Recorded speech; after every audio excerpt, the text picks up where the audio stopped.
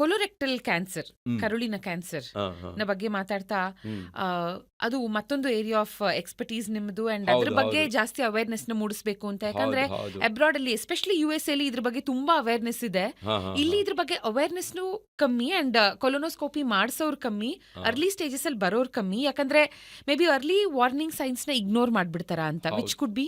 ಹೌದು ಮೇಡಮ್. ಈಗ ಕೋಲೋನ್ ಕ್ಯಾನ್ಸರ್ ಬಗ್ಗೆ ಹಾ ಹೇಳೋದಾದ್ರೆ, ಹಾ ಇಂಡಿಯಾದಲ್ಲಿ ಹಾ one of the fastest growing cancers is colorectal cancers. Hmm number one. Hmm number two, ತುಂಬಾ ಲೇಟಾಗಿ ಡಯಾಗ್ನೋಸ್ ಮಾಡ್ತಾರೆ ಕ್ಯಾನ್ಸರ್ ಇಂಡಿಯಾದಲ್ಲಿ, ಹ್ಮ್ ಕೋಲೋರೆಕ್ಟಲ್ ಕ್ಯಾನ್ಸರ್. ನಾನು ಆಗಲೇ ಹೇಳಿದೆ, 100ಕ್ಕೆ 78 ಜನಕ್ಕೆ ಕೋಲೋನ್ ಕ್ಯಾನ್ಸರ್ಸು ಲೇಟಾಗಿ ಡಯಾಗ್ನೋಸ್ ಆಗ್ತಾ ಇದೆ. ಹ್ಮ್ ನಂಬರ್ 3, ಆಗಲೇ ಕಾರಣನೂ ಹೇಳಿದೆ ನಾನು, ಹ್ಮ್ ಬ್ಲೀಡಿಂಗ್ ಆಗಿರುತ್ತೆ, ಹೊಟ್ಟೆ ನೋವಿರುತ್ತೆ, ತೂಕ ಕಡಿಮೆ ಆಗಿರ್ತಾರೆ, ಅದು ಬೇರೆ ಏನೋ ಪ್ರಾಬ್ಲಮ್ ಅಂತ ಇಗ್ನೋರ್ ಮಾಡಿರ್ತಾರೆ.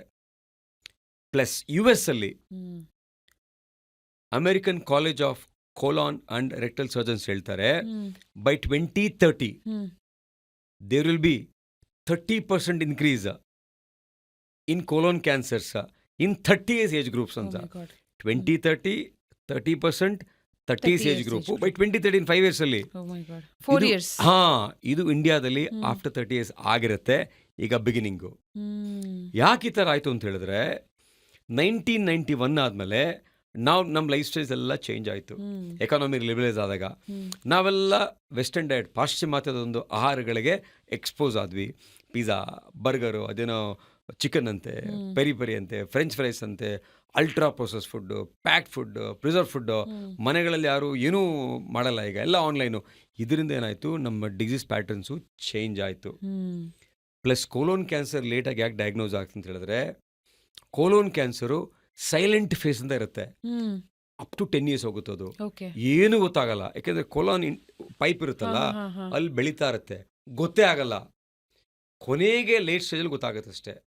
ಒಂದಾ, ಎರಡನೇದು ಬ್ಲೀಡಿಂಗ್ ಹ್ಮ್ ಎಲ್ಲ ಪೈಲ್ಸ್ ಅನ್ಕೋತಾರೆ. ಹಾ ಸೊ ಎರಡು ಸೈಲೆಂಟ್ ಫೇಸ್ ಮತ್ತು ಬ್ಲೀಡಿಂಗಿಂದ ಹ್ಮ್ ಕೋಲೋನ್ ಕ್ಯಾನ್ಸರು ಬೇಗ ನಮ್ಮ ದೇಶದಲ್ಲಿ ಹ್ಮ್ ಡಯಾಗ್ನೋಸ್ ಆಗ್ತಾ ಇಲ್ಲ. ಹ್ಮ್ ಹ್ಮ್ ನಮ್ಮ ಉದ್ದೇಶ ಏನು ಅಂತ ಹೇಳಿದ್ರೆ, ನೆಕ್ಸ್ಟ್ 10 ವರ್ಷದಲ್ಲಿ ಹ್ಮ್ ಅವೇರ್ನೆಸ್ಸಿಂದ ಹ್ಮ್ ಕೋಲೋನ್ ಕ್ಯಾನ್ಸರಿಂದ ಯಾರೂ ಸಾಯಬಾರ್ದು. ಬೇಗ ಡಯಾಗ್ನೋಸ್ ಮಾಡಬೇಕು, ಬೇಗ ಟ್ರೀಟ್ ಮಾಡಬೇಕು, ಕೋಲೋನ್ ಕ್ಯಾನ್ಸರ್ ಸಾವನ್ನು ನಾವು ತಪ್ಪಿಸ್ಬೇಕು. ಖಂಡಿತ ಹಾಗೆ ಆಗತ್ತೆ. ಹ್ಮ್ ನಾವು ಇದನ್ನು ಅಚೀವ್ ಮಾಡೇ ಮಾಡ್ತೀವಿ. ಹ್ಮ್ ನೆಕ್ಸ್ಟ್ ಇನ್ನೇಸಲ್ಲಿ smiles mission, nobody should die of a colorectal cancer in next 10 years. How? Hmm awareness, screening and diagnose early and catch them early and treat them. That's it. Okay okay. ಯಾವ ವಯಸ್ಸಲ್ಲಿ screening start ಆಗಬೇಕು ಅನ್ಸುತ್ತೆ sir ನಿಮಗೆ? General ಆಗಿ after 45 hmm screening start ಆಗಬೇಕು. Number hmm 1. Hmm number 2, ಯಾವ ಫ್ಯಾಮಿಲಿನಲ್ಲಿ hmm there is history of colon cancer, hmm hmm ಮನೆಯಲ್ಲಿ ತಂದೆನೋ ಅಥವಾ ಮನೆಯಲ್ಲಿ ಅಂಕಲ್ಲು ಅಥವಾ ತಾತನ ಯಾರಿಗಾದ್ರೂ ಕೋಲೋನ್ ಕ್ಯಾನ್ಸರ್ ಇದ್ದರೆ, ಹ್ಮ್ ಇವರಿಗೆ ಸಪೋಸು ಆ ಮನೆಯಲ್ಲಿ ಅವರ ತಂದೆಗೆ ಕೋಲೋನ್ ಕ್ಯಾನ್ಸರ್ 40 ವರ್ಷಕ್ಕೆ ಬಂದಿದ್ರೆ, ಮಕ್ಕಳಿಗೆ 30 ವರ್ಷದಿಂದ ಸ್ಕ್ರೀನಿಂಗ್ ಸ್ಟಾರ್ಟ್ ಆಗಬೇಕು. Okay okay. Okay? Hmm not only fathers children, first degree relatives, ಹಾ ಆ ತಂದೆ ಜೀನ್ಸ್ ಯಾರಾಗ ಹೋಗಿರುತ್ತೋ ಹ್ಮ್ ಅವರೆಲ್ಲ ಕೋಲೋನ್ ಕ್ಯಾನ್ಸರ್ ಸ್ಕ್ರೀನಿಂಗ್ ಮಾಡಿಸೋದು ತುಂಬ ಒಳ್ಳೆಯದು. ಹ್ಮ್ ಬಟ್ ನಾವೀಗ ನಮ್ಮ ಹಾಸ್ಪಿಟ್ಲಲ್ಲಿ ಹ್ಮ್ ಯಾರೇ ಪೈಲ್ಸ್ ಇಶ್ಯೂ, ಫಿಶುಲಾ ಹಾ ಬಂದರೆ ನಾವು ಕಂಪ್ಲೀಟ್ ಕೊಲೊನೋಸ್ಕೋಪಿ ಮಾಡ್ತಾ ಇದ್ದೀವಿ ಈಗ. Okay okay. ಇದು ಮಾಡೋದ್ರಿಂದ ಮೇಡಮ್ ಹಾ ಬೇರೆ ಬೇರೆ ಕಾಯಿಲೆಗಳೆಲ್ಲ ಪತ್ತೆ ಆಗ್ತಾ ಇದೆ. Ulcerative hmm colitis, Crohn's disease, ಇದೆಲ್ಲ ಪತ್ತೆ ಆಗ್ತಾ ಇದೆ. ಇಫ್ ಡಿಟೆಕ್ಟೆಡ್ ಅರ್ಲಿ, ಹಾಂ, ಸರ್ವೈವಲ್ ರೇಟ್ ಎಷ್ಟಿರುತ್ತೆ? 100% ಓ ಹಾ it depends on type of colon cancer. Okay. ಒಂದು 95% ಅಲ್ಲಿ they can survive life long if detected in stage 1, early hmm ಸ್ಟೇಜಲ್ಲಿ ಬಂದರೆ. ಓಕೆ. ಸೊ ಯಾವ್ದಾದ್ರು ಇಂಥ ಒಂದು ಸೈನ್ಸ್ ಅಂಡ್ ಸಿಂಪ್ಟಮ್ಸ್ ಹಾಂ ಇಗ್ನೋರ್ ಮಾಡಬಾರ್ದು ಅನ್ನೋಂಥದ್ದು ಇದೆಯಾ? ಅಂದ್ರೆ ನಾವ್ ಅದನ್ನ ಇನ್ನೇನೋ ಅಂತ ಅನ್ಕೊಂಡು ಇಗ್ನೋರ್ ಹಾಂ ಮಾಡಿರ್ತೀವಿ. ವೆರಿ ಕ್ಲಿಯರ್ ಆಗಿ ಪದೇ ಪದೇ ಬೇದಿ ಆಗೋದು, ಹಾ ಪದೇ ಪದೇ ಕಾನ್ಸ್ಟಿಪೇಷನ್ ಆಗೋದು, ಕೆಲವೊಮ್ಮೆ ಕಾನ್ಸ್ಟಿಪೇಷನ್, ಕೆಲವೊಮ್ಮೆ ಲೂಸ್ ಸ್ಟೂಲು, ಮೋಷನ್ನಲ್ಲಿ ರಕ್ತ ಹೋಗೋದು, ಮೋಷನ್ನಲ್ಲಿ ಮ್ಯೂಕಸ್ ಹೋಗೋದು, ಹೊಟ್ಟೆ ಹಸಿವು ಕಡಿಮೆ ಆಗೋದು, ಹ್ಮ್ ಹ್ಮ್ ಹ್ಮ್ ಸಣ್ಣ ಆಗೋದು, ಹೊಟ್ಟೆನೂ ಪದೇ ಪದೇ ಬರೋದು. ಓಕೆ. ಇಷ್ಟು ಇದ್ದರೆ, ಇದ್ರಲ್ಲಿ ಒಂದಿದ್ರೂ ಸಹ ದಯವಿಟ್ಟು ಡಾಕ್ಟರ್ ಹತ್ರ ಹೋಗಿ, ಒಳ್ಳೆ ಡಾಕ್ಟರ್ ಹತ್ರ ಹೋಗಿ, ಒಳ್ಳೆ ಹ್ಮ್ ರೇಡಿಯಾಲಜಿಸ್ಟ್ ಹತ್ರ ಹೋಗ್ಬಿಟ್ಟು ಸ್ಕ್ಯಾನ್ ಮಾಡಿಸ್ಕೊಳ್ಳೋದು ಭಾಳ ಒಳ್ಳೇದು. ಸರ್, ಇವಾಗ on a lighter note, if I hmm have to ask you, hmm colorectal ಹಾಂ ಕ್ಯಾನ್ಸರ್ ಬಗ್ಗೆ ಮಾತಾಡಿದ್ವಿ, ಕರುಳಿನ ಕ್ಯಾನ್ಸರ್. ಹಾಂ ಕರುಳು ಅಂತಿದ್ದ ಹಾಗೆ ನಮ್ಮಲ್ಲಿ ಕರುಳಿನ ಕುಡಿ, ಕರುಳಿನ ಕುಡಿಯಾ? ಕರುಳಿನ ಸಂಬಂಧ, ಹಾಂ ಹಾಂ ಹಾಂ ಕರುಳು ಚುರುಕಂತು ಹಾಂ ಹಾಂ ಅಂತೆಲ್ಲ ಹಾಂ ಏನ್ ಹೇಳ್ತೀವಿ. Why do you think hmm emotions are connected with ಕರುಳು? Exactly madam, you got the right point. ಎಲ್ಲ ಎಮೋಷನ್ಸು, ಎಲ್ಲ ಹ್ಯಾಪಿನೆಸ್ಸು, ಎಲ್ಲ ದುಃಖ, ಎಲ್ಲ ಹಾ. ಸುಖ ಸ್ಟಾರ್ಟ್ ಆಗತ್ತೆ ಕರುಳು. ಕರಳಿಂದ. ದಟ್ ಹಾ. Is gut. ಹಾ. ನೋಡಿ, ಗಟ್ ಹಾ. ಹೆಲ್ತ್ ಬಗ್ಗೆ ನಮ್ಗೆ ಯಾರಿಗೂ ಇಷ್ಟ ದಿನ ಅರಿವೇ ಇರಲಿಲ್ಲ. ಕರೆಕ್ಟಾ? Correct sir. ಇತ್ತೀಚೆಗೆ ಗಟ್ ಗಟ್ ಗಟ್ ಅಂತೆಲ್ಲ ಹಾ. ಬಹಳ ಗಟ್ಸಿಂದ ಮಾತಾಡ್ತಾ ಇದಾರೆ. ಹೌದು. ಆಕ್ಚುಲಿ ಹಾ. ನಮ್ಮ ಧರ್ಮದಲ್ಲಿ ಹಾ. ಕರುಳಿನ ಕುಡಿ, ಹ್ಮ್. ಕರುಳು ಕುಕ್ಕುತ್ತೆ ಹಾ. ಅಂತ ಆಗ್ಲೇ ಯೂಸ್ ಮಾಡಿದ್ರು. ಸೊ ಕರುಳು ಅಂದ್ರೆ ಗಟ್. ಆ ಗಟ್ಟಿದೆಯಲ್ಲ, ಹ್ಮ್. ಆ ಗಟ್ಟಲ್ಲೇ ಎಲ್ಲ ಬ್ಯಾಕ್ಟೀರಿಯಾ ಮನೆ ಮಾಡಿರೋದು. ನಮ್ಮ ಗಟ್ಟಿದೆಯಲ್ಲ, ಅದೊಂಥರ colony of bacteria. Hmm. Bacterias ಅಂದರೆ 100 ಟ್ರಿಲಿಯನ್ ಬ್ಯಾಕ್ಟೀರಿಯಾ ನಮ್ಮ ಕರುಳು, ನಮ್ಮ ಗಟ್ಟಲ್ಲಿ ಇರುತ್ತೆ. My God. ಆ ಬ್ಯಾಕ್ಟೀರಿಯಾದಿಂದನೇ ಎಲ್ಲ ಕಾಯಿಲೆಗಳು ಬರೋದು. Colon cancer, ulcerative colitis, Crohn's disease, polyps, depression, anxiety, Parkinson's, Alzheimer's, ಕೆಲವು ಕಾರ್ಡಿಯಾಕ್ ಇಶ್ಯೂಸು, ಡಯಾಬಿಟಿಕ್ ಇಶ್ಯೂಸು, ಕೆಲವು ಕಿಡ್ನಿ ಇಶ್ಯೂಸ್ ಎಲ್ಲ ಬರೋದು ಗಟ್ ಬ್ಯಾಕ್ಟೀರಿಯಾಯಿಂದ. ಈಗ ಗಟ್ ಬ್ಯಾಕ್ಟೀರಿಯಾನ ಭಾಳ ಡೀಪಾಗಿ ಸ್ಟಡಿ ಮಾಡಿ ಇವತ್ತು ಹ್ಮ್. ಅದನ್ನು ಆಲ್ಟರ್ ಮಾಡ್ತಾ ಇದ್ದಾರೆ ಇವತ್ತು. ಹಾ. ಹಾ. ಹಾಂ, ಹಾ. ಆಯಿತಾ? ಹಾ. ಎರಡನೇದು, ಈ ಗಟ್ ಬ್ಯಾಕ್ಟೀರಿಯಾ ಇರುತ್ತಲ್ಲ, ಕೆಲವರಿಗೆ ಅಲ್ಸರೇಟಿವ್ ಕೊಲೈಟಿಸು ಮತ್ತು ಕ್ರಾನ್ಸ್ ಡಿಸೀಸ್ ಅಂತ ಇರುತ್ತೆ. ಅವರಿಗೆ ಅವರ ಸಂಬಂಧಿಕರ ಒಂದು ಮೋಷನ್ನ ತೆಗೆದು ಹ್ಮ್. ಆ ಮೋಷನ್ನ ಫಿಲ್ಟರ್ ಮಾಡಿ ಅದನ್ನು ಟ್ಯಾಬ್ಲೆಟ್ ಫಾರ್ಮ್ ಮಾಡಿ ಆ ಕಾಯಿಲೆಗೆ ಮೋಷನ್ ಟ್ಯಾಬ್ಲೆಟ್ಸ್ ಕೊಡ್ತಾ ಇದ್ದಾರೆ. ಅಂದರೆ ಆ ಬ್ಯಾಕ್ಟೀರಿಯಾನ ಟ್ಯಾಬ್ಲೆಟ್ ರೂಪಾಂತವಾಗಿ ಕೊಡ್ತಾ ಇದ್ದಾರೆ. ಚೈನಾದಲ್ಲಿ 100 ವರ್ಷಗಳಿಂದ ಹ್ಮ್. ಕಾಯಿಲೆಗಳನ್ನ ಟ್ರೀಟ್ ಮಾಡೋಕ್ಕೆ ಆರೋಗ್ಯವಾಗಿರೋ ಮನುಷ್ಯನ ಕಕ್ಕಸ್ ತೆಗೆದು ಕುಡಿಸ್ತಾ ಇದ್ರಂತೆ. ಓ ಮೈ ಗಾಡ್. ಸೊ ಕರಳಲ್ಲಿರೋ ಶಕ್ತಿ ಅದು, ಆ ಬ್ಯಾಕ್ಟೀರಿಯಾಗೆ ಇರೋ ಶಕ್ತಿ ಅಂಥದ್ದು. That is gut bacteria. 100 trillion ಅಂದರೆ 1 ಪಕ್ಕ 14 ಸೊನ್ನೆ ಹಾಕಿದ್ರೆ ಅಷ್ಟು ಬ್ಯಾಕ್ಟೀರಿಯಾ ಅಲ್ಲಿದೆ ಗಟ್ಟಲ್ಲಿ. ಸೊ ಗಟ್ ಹೆಲ್ತ್ ಬಗ್ಗೆ ನಾನು ನಿಮ್ಮನ್ನ ಒಂದಷ್ಟು ಪ್ರಶ್ನೆಗಳು ಕೇಳಬೇಕು. ಬಟ್ ಅದಕ್ಕೂ ಮುಂಚೆ I should ask you what you eat in a day ಅಂತ. What I eat in a day. ಯಾಕಂದ್ರೆ ಸ್ಟುಡಿಯೋಗ್ ಬರ್ತಿದ್ದ ಹಾಗೆ ಸರ್ ವಿ ಆಫರ್ ಸರ್ ಏನಾರು ತಂದ್ಕೊಡ್ಬೋದಾ, ಕಾಫಿ ಟೀ? ಇಲ್ಲ, ಬರ್ತಾ ನಾನು ಡಿನ್ನರ್ ನ ಕಾರಲ್ಲೇ ಮುಗಿಸ್ದೆ, ಹೌದು. ಮನೆ ಫುಡ್ಡೇ ಸ್ಟ್ರಿಕ್ಟ್ ಆಗಿ ಹೊರಗಿಂದ ತಿನ್ನೋದೇ ಇಲ್ಲ ಅಂತ ಇನ್ನೋದೇ ಅಂದ್ರು. ಇಲ್ಲ. ಸೊ ಮನೇದ್ ಏನೇನ್ ತಿಂತೀರಾ ಅಂತ ನಮಗ್ ಗೊತ್ತಾಗ್ಬೇಕು. ಹಾ. ಕಾಫಿ ಕುಡಿತೀರಾ ಅನ್ನೋದು ಒಂದು ಗೊತ್ತಾಯ್ತು ನಮ್ಗೆ. ಕಾಫಿ, ಸೊ ಯಾ, ಹಟ್ಟಿ ಕಾಫಿ ಅಂತೂ ಬೆಳಗಿನ ಸಂಜೆ ಅವರು ಕುಡಿತಾನೆ ಇರ್ತೀನಿ ನಾನು. Okay okay. ಫ್ಲಾಸ್ಕ್ ಅಲ್ಲೇ ಫ್ಲಾಸ್ಕ್ ಎಲ್ಲ ತಂದಿದ್ದೆ ನಾನು. ಓಕೆ. ಸೊ ನನ್ ಬೆಳಗ್ಗೆ ಇವತ್ತು ಹೇಳ್ತೀನಿ, ಹಾ. ಇವತ್ತು ಬೆಳಗ್ಗೆ ಮಿಲ್ಲೆಟ್ಸ್ ಅಲ್ಲಿ ಮಾಡಿರೋ 2 ರೊಟ್ಟಿ, ಅದು ಕಾರ್ಬೋಹೈಡ್ರೇಟ್ ಮತ್ತೆ ಫೈಬರ್. ಅದ್ರ ಜೊತೆಗೆ ಒಳ್ಳೆ ತುಪ್ಪ. ತುಪ್ಪ ಇಸ್ ಒಳ್ಳೆ ಫ್ಯಾಟ್. ಫ್ಯಾಟ್ ಬಂತ, ಕಾಬ್ಸ್ ಬಂತ. ಅದ್ರ ಜೊತೆನಲ್ಲಿ 3 ಮೊಟ್ಟೆ, ಸಲಾಡ್. ಆ ಮೊಟ್ಟೆಯಲ್ಲಿ ಸ್ಪ್ರೌಟ್ಸು, ಇದೆಲ್ಲ ಸಲಾಡ್ಸು, ಮಲ್ಟಿವೈಟಮಿನ್ಸು, ಪ್ರೋಟೀನು, ಕಾರ್ಬೋಹೈಡ್ರೇಟು, ಫ್ಯಾಟು ಎಲ್ಲ ಈಕ್ವಲ್ ಆಗಿ ಬಂತು. 50% ಕಾರ್ಬು, 25% ಪ್ರೋಟೀನು, 25% ಫ್ಯಾಟು. ಇದು ನನ್ನ ತಿಂಡಿ. ಸಂಜೆ ಊಟ ಆದರೆ ತರಕಾರಿ, ಸೊಪ್ಪು ಮತ್ತು ಸಣ್ಣ ಮುದ್ದೆ ಮತ್ತು ಕೆಂಪು ಅಕ್ಕಿಯಲ್ಲಿ ಮಾಡಿರೋ ಅನ್ನ. This is my diet. 2 ಸಾರಿ ಊಟ ಮಾಡ್ತೀನಿ. ಹೋಟೆಲಲ್ಲಿ ತಿನ್ನೋದೇ ಇಲ್ಲ. ನಮಗೆ ತಿನ್ನಕ್ಕೆ ರುಚಿ. ನಾ ಲೈಫಲ್ಲಿ ಒಂದು ಪಿಜ್ಜಾ ಟೇಸ್ಟ್ ಮಾಡಿಲ್ಲ, ಒಂದು ಬರ್ಗರ್ ಟೇಸ್ಟ್ ಮಾಡಿಲ್ಲ. ನಾನು ಒಂದ್ಸರಿ KFC ಚಿಕನ್ ಯಾವುದು ತಿಂದೇ ಇಲ್ಲ ಲೈಫಲ್ಲಿ. ಆದ್ರೆ ಅದ್ರ ಮೇಲೆ ವಿಡಿಯೋ ತುಂಬಾ ಚೆನ್ನಾಗಿ ಮಾಡಿದ್ದೀರಾ ಮೇಡಮ್. ಆ ವಿಡಿಯೋದಲ್ಲಿ it is not recommended for pregnant mothers and children ಅಂತಿದೆ. ಅದನ್ನ ಯಾರು ನೋಡೇ ಇಲ್ಲ. ಅಂದ್ರೆ ಟಬ್ ಮೇಲೆ ಇದೆ ಅದ್ರ ಮೇಲೆ ಇದೆ, ಯಾರು ನೋಡೇ ಇಲ್ಲ ಅದನ್ನ. ಹೌದು. ಅದನ್ನ ನನಗೆಲ್ಲ ಮೆಸೇಜ್ ಮಾಡ್ತಾ ಇದ್ದಾರೆ, ಸರ್ ನಮ್ಮ ಮಕ್ಕಳೆಲ್ಲ ಇದೇ ತಿಂತಾ ಇದ್ದಾರೆ ಸರ್. ನಿಜವಾಗ್ಲೂ ತುಂಬಾ ತಿನ್ಬಿಟ್ಟಿದ್ವಿ ಸರ್ ಇದನ್ನೆಲ್ಲ, ಇನ್ ಸ್ಟಾಪ್ ಮಾಡಿ. ಎಷ್ಟೋ ಜನ they stop eating madam KFC because children ಅಂತೂ ಅದೇ. ಚಿಲ್ಡ್ರನ್ KFCಗೆ ಹೋದ್ರೆ ಅದನ್ನು ಪೆರಿ ಪೆರಿ ಫ್ರೈಸ್ ಅಂತೆ, ಪುರಿ ಅದೇ ತಿಂತಾ ಇರ್ತಾರೆ. ನನ್ನ ಮಕ್ಕಳು ತಿನ್ಬಿಟ್ಟಿದ್ದಾರೆ ಅದನ್ನ. ಈಗೆಲ್ಲ ಭಯ ಪಟ್ಬಿಟ್ಟಿದ್ದಾರೆ ತಿನ್ನೋದು ಬೇಡ ಅಂತ. ಹಾಗಾಗಿ ಅಷ್ಟು ತುಂಬಾ ಇನ್ಫಾರ್ಮೇಟಿವ್ ಆಗಿತ್ತು. ನಾನ್ ತಿನ್ನೋದು very clear balance diet, mindful eating, mindful thinking, mindfulness in my life style. Should people avoid anything that is polished ಅಥವಾ ವೈಟ್? ವೈಟ್ ಸಾಲ್ಟ್ ಹೆಚ್ಚಿಗೆ ತಿನ್ನಬಾರ್ದು, ವೈಟ್ ಶುಗರ್ ಹೆಚ್ಚಿಗೆ ತಿನ್ನಬಾರ್ದು, ವೈಟ್ ರೈಸ್ ಹೆಚ್ಚಿಗೆ ತಿನ್ನಬಾರ್ದು. ಬೇರೆ ಇನ್ನೇನು ವೈಟ್ ಇದೆ? ಮೈದಾ ವೈಟ್ ತಿನ್ನಬಾರ್ದು. ಇನ್ನೇನು ವೈಟ್ ಇದೆ?